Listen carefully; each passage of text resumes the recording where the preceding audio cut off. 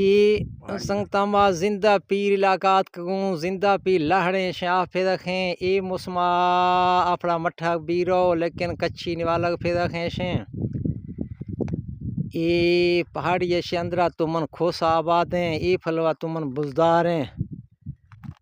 ए जिंदा पीर इलाके मौला जिंदा पीर शेर गुशां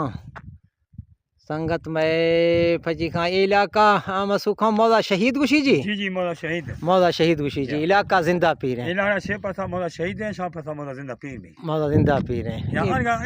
एवरेज कुल जिंदा पीर है ए इलाका सारे जिंदा पीर हैं बहुत बेहतरीन इलाका है मेहमान नवाज हैं लोग के तावन खनोख हैं लोग का संगता पुरअमन है लोग के और बारिश पास मठे थाफी हैं दोस्त अहबाब सारे ये फलवा मा हर गिन के मिलना साथ को कुल दोस्तों से मैं दस्त बंदी हैं